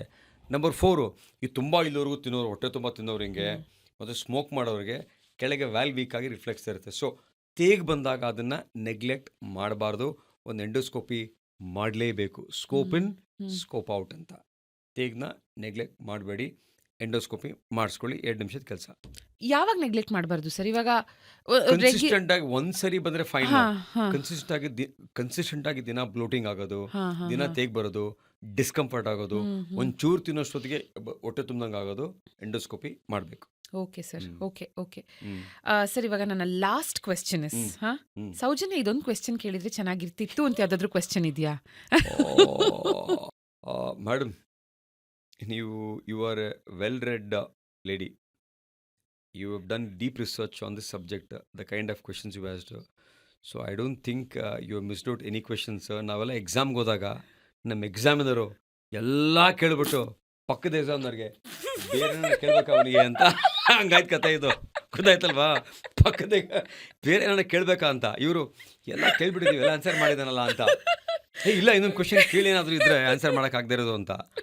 ಹಾಗಾಯ್ತು ನಿಮ್ಮ ಕತೆ ಇದು. ನನಗೆ ಎಕ್ಸಾಮ್ ಜ್ಞಾಪಕ ಮಾಡ್ತದೆ. MS ಎಕ್ಸಾಮಲ್ಲಿ ಕೇಳಿ ಕೇಳಿ ಕೇಳಿ ಎಲ್ಲರೂ ಪಾಸ್ ಮಾಡೋಕ್ಕಾಗಲ್ವಲ್ಲ, ಏನಾದರೂ ಮಾಡಿ ಆನ್ಸರ್ ಹೇಳ್ತಾನೆ ಫೇಲ್ ಮಾಡ್ಬೇಕು ಅಂತ ಸ್ಟ್ರಾಟಜಿ ಮಾಡ್ತಾರೆ. ಹಂಗೆ ನನ್ನನ್ನು ಫೇಲ್ ಮಾಡೋಕ್ಕೆ ಸ್ಟ್ರಾಟಜಿ ಮಾಡ್ತಿದ್ದೀರಾ ನೀವು? ಎಲ್ಲ ಕೇಳಿದ್ದೀರಾ ಮೇಡಮ್? ನೀವೇ ಕೇಳ್ಬಿಡಿ ಯಾವ್ದಾರು ಒಂದು ಕ್ವಶನ್. ಎಸ್ ಸರ್, ಒಂದು ಕ್ವಶನ್ ಫ್ಲಾಶ್ ಆಯಿತು. ಓಕೆ, ಏನು ಕ್ವಶನ್ ಅದು? ಸಪ್ಲಿಮೆಂಟ್ಸ್ ಅಂದ್ರೆ ಎಕ್ಸಾಮ್ ಅಲ್ಲಿ ಫೇಲ್ ಆದ್ಮೇಲೆ ಸಪ್ಲಿಮೆಂಟ್ ಎಕ್ಸಾಮ್ ಓದ್ತಾರೆ ಹೇಳ್ಬಿಟ್ರಾ ಆ ತರ.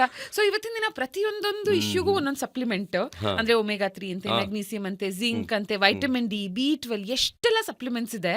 ಯಾವ್ಯಾವ್ದು ಗಟ್ ಫ್ರೆಂಡ್ಲಿ ಅಂಡ್ ನಾವೇ ಸೆಲ್ಫ್ ಮೆಡಿಕೇಶನ್ ಮಾಡ್ಕೋಬಾರ್ದಾ when it comes to supplements ಅಂತ? ಮೇಡಮ್, ಸಪ್ಲಿಮೆಂಟ್ ಅಂತಾನೆ ಹೆಸರಿದೆ. It's only a supplement, not the core, not the main food.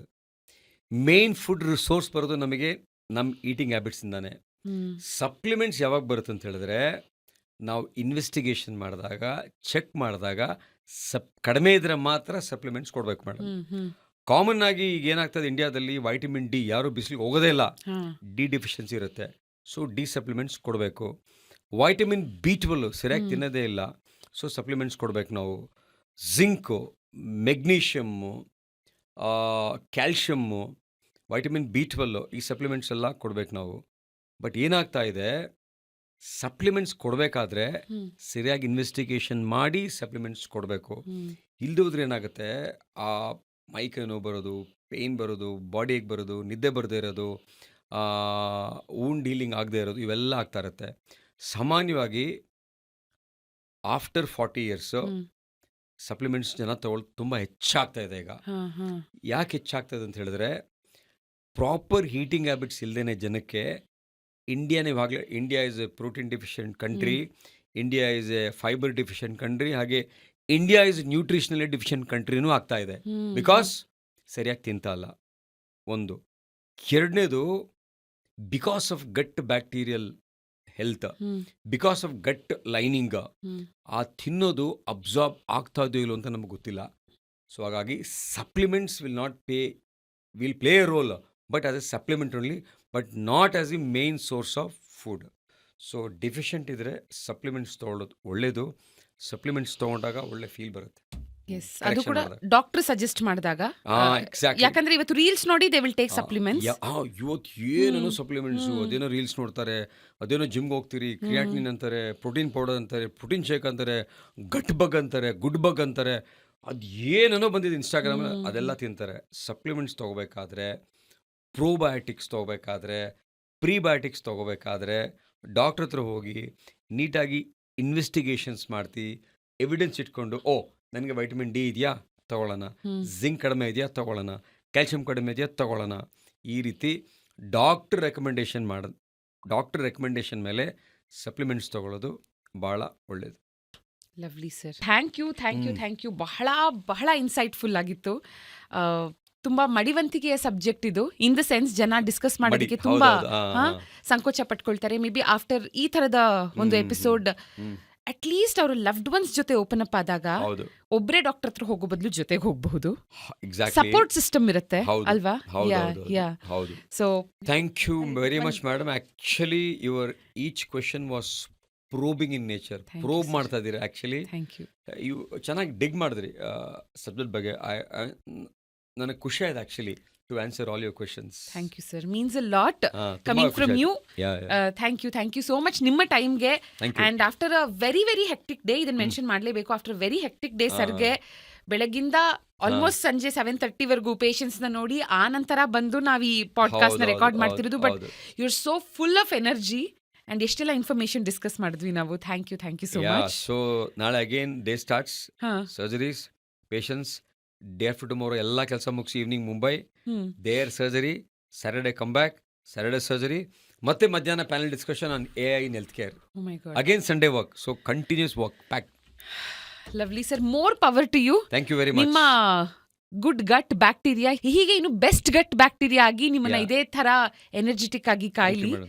Thank you so much. Thanks a lot. ನನಗೆ ಗೊತ್ತು ದಟ್ ನಿಮಗೆ ನಾನು ಏನಾದ್ರೂ ಒಂದು ಚಿಕ್ಕದಾಗಿ ಗಿಫ್ಟ್ ಕೊಡಬೇಕು ಅಂದ್ರೂ it should be good for your gut ಅಂತ. ಹಾಗಾಗಿ 100% ವುಡ್ ಪ್ರೆಸ್ಡ್ ಆಯಿಲ್ಸೇ ಬೆಸ್ಟ್ ಅಂತ ನನ್ ಗಟ್ ಹೇಳ್ತು. Wood pressed oils which is good for your gut bacteria and overall health. So ಇಲ್ಲೇ ಇದೆಯಲ್ಲ ಪ್ಯೂರಿಟಿ ಫಸ್ಟ್ ಅಂತ. Yes sir. So pure oil ಅಂತ. ಹಾಗಾದ್ರೆ ನನ್ನ ಗಟ್ ಇನ್ನೂ ಚೆನ್ನಾಗಿರುತ್ತೆ, ಖಂಡಿತ ಇನ್ನೂ ಎನರ್ಜಿ ಬರುತ್ತೆ, ಇನ್ನೂ ಕೆಲಸ ಮಾಡ್ತೀನಿ. Yes sir.